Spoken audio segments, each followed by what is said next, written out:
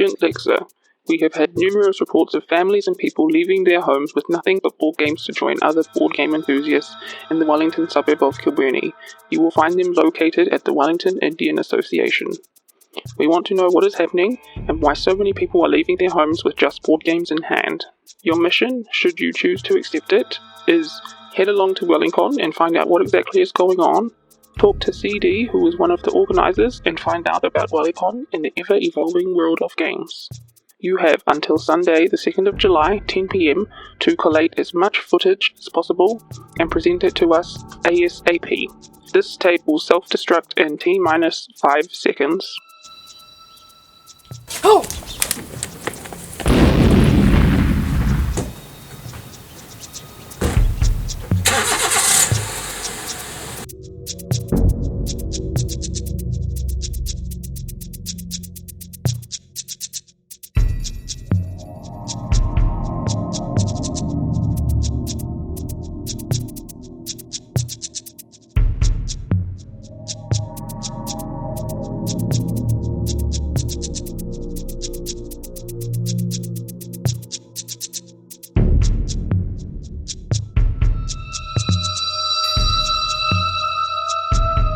Wellycon is the biggest fun-friendly board game convention in New Zealand. We have approximately 1,000 people come and play games over the course of Queen's Birthday weekend. It's 2 days, 10 till 10 both days. The biggest thing about Wellycon is that it's a place where people come and they feel welcome.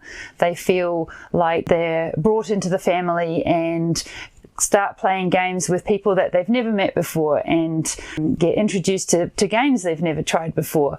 But it's all done with helpers and volunteers. It's just an awesome event to come along and be part of. Hello, I'm Ceedee Doyle. I'm on the committee for Wellycon. We have a core committee of 9, and I've been into games for, crikey, I don't know, 20 years, something like that. And I joined the committee in about its 2nd or 3rd year of running. So what attracts you to this hobby?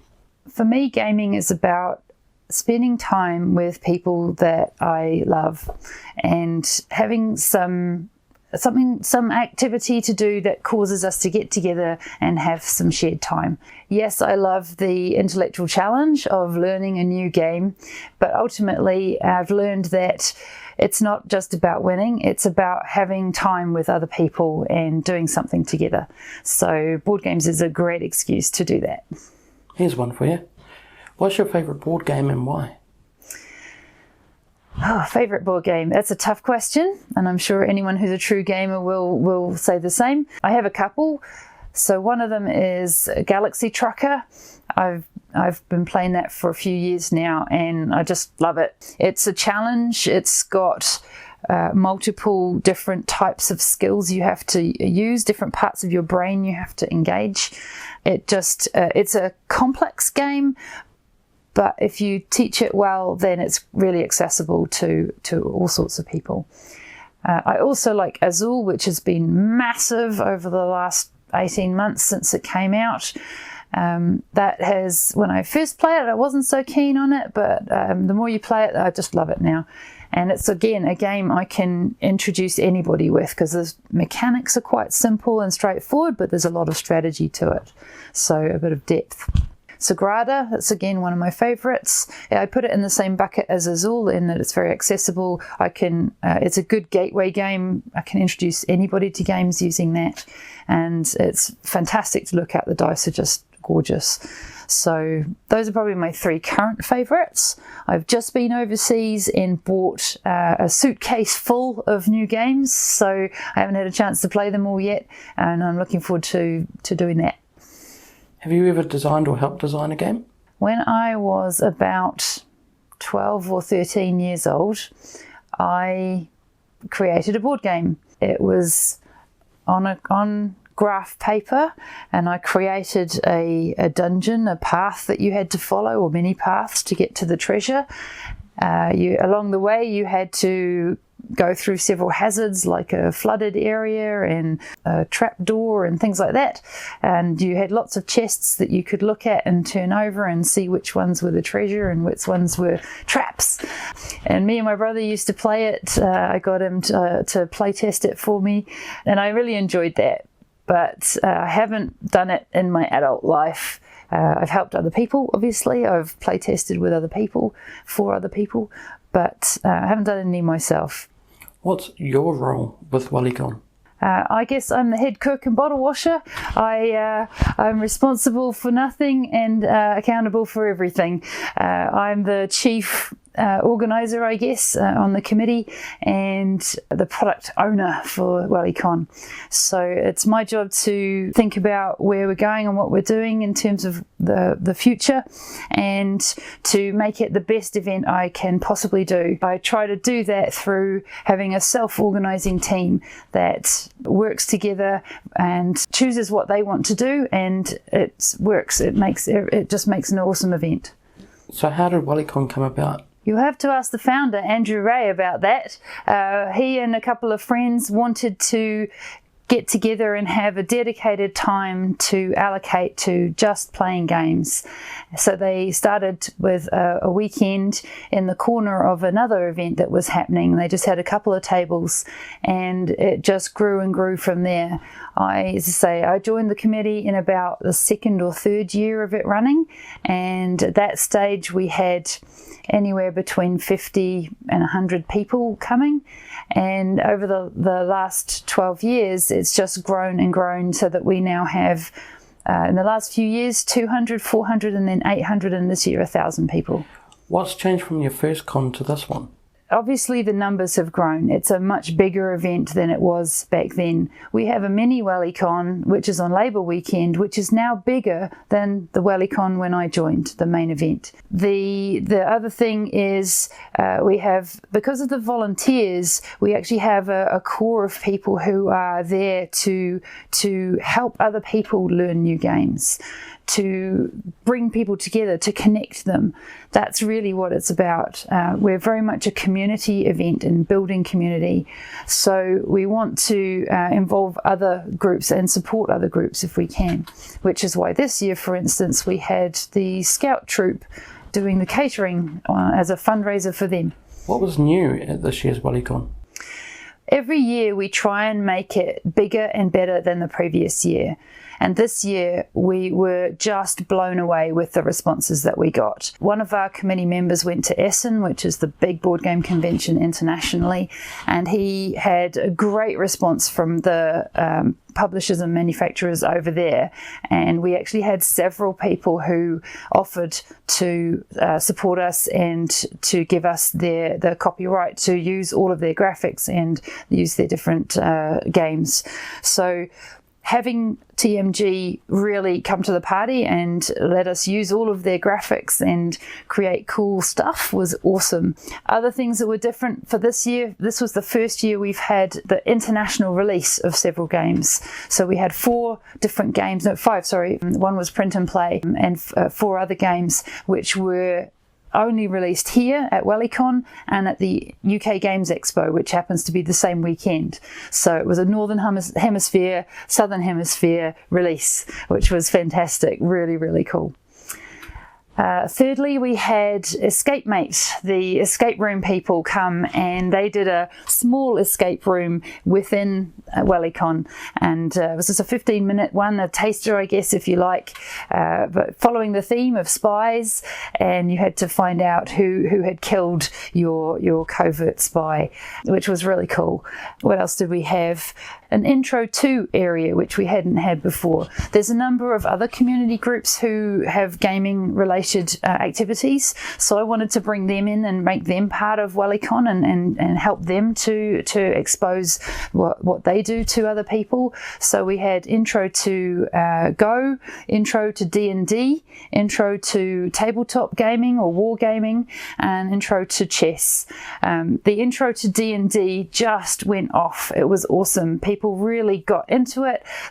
Some of the dungeon masters, it was their first time actually being a dungeon master, so they had a really good go at it, and I had nothing but positive feedback from the people who went. They just had a fun time. So that was awesome. I know you briefly mentioned this before, but did you break an attendance record this year?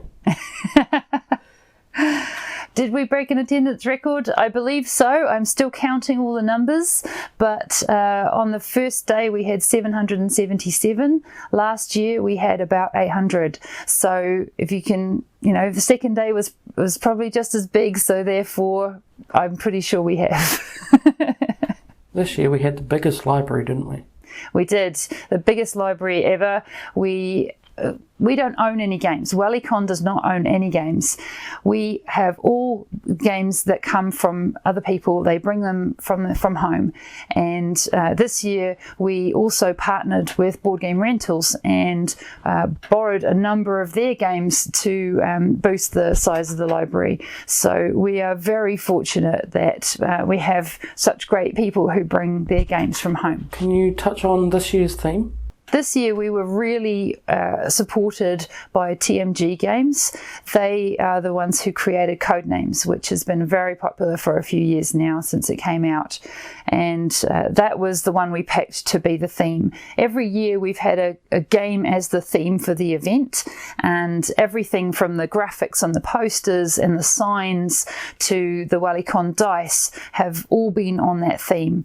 And this year Codenames was it. So it was all about spies and passing notes and finding your covert twin, things like that. So what's Play to Win all about? And was that new this year?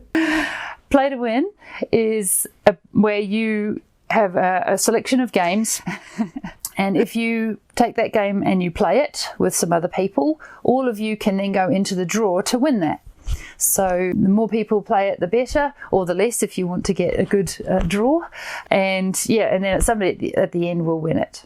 We've had Play to Win probably the last 2 years. It just this year is bigger than ever. So when we get donated prizes, we usually go, first stop is to put them into the Play to Win, and then we use them for the prize draws as well.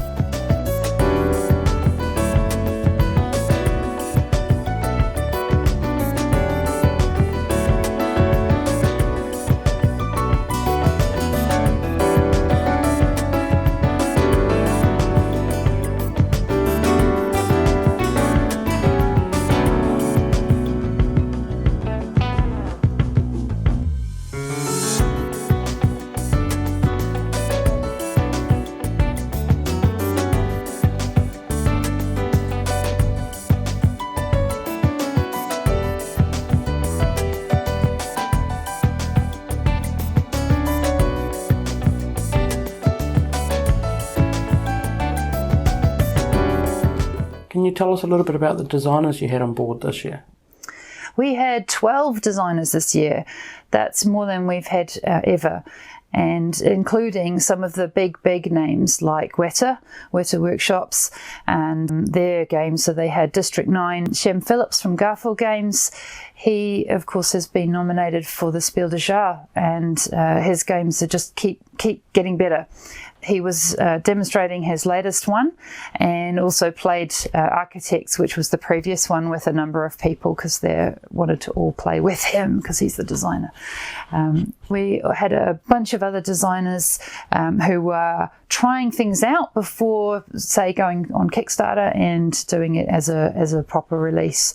So they get great feedback because they get to play through with lots of other people and learn from real gamers, but also just to publicize what they're doing and where they're going. So it was really cool to have so many this year, and they took up an entire wall, which was fantastic. So New Zealand designers have featured internationally recently. Do you think that has anything to do with the rise of board gaming popularity at the moment?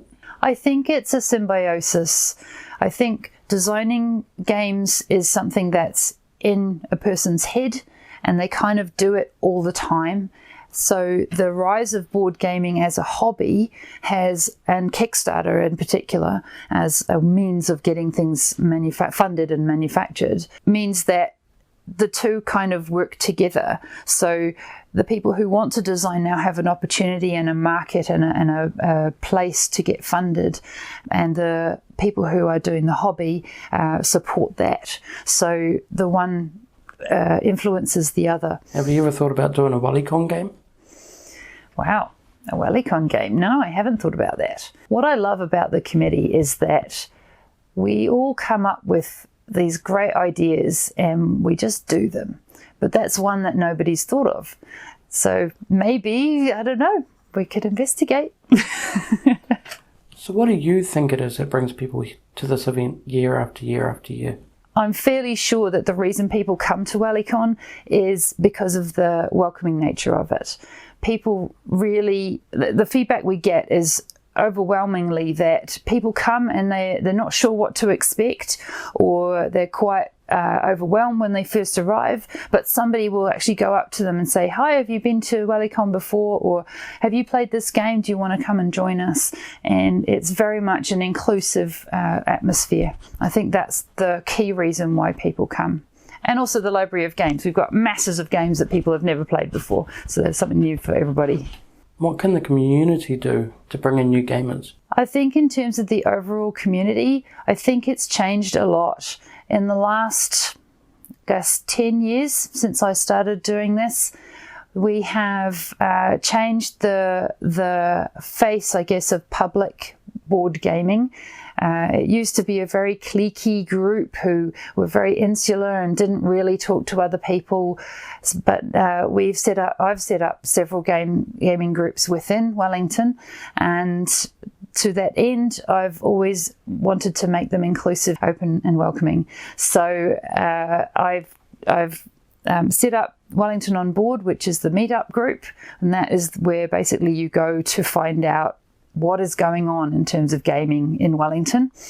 I also set up Welcome Wednesday, which is the regular group every 2 weeks in central Wellington, where you can go and just try it for the first time.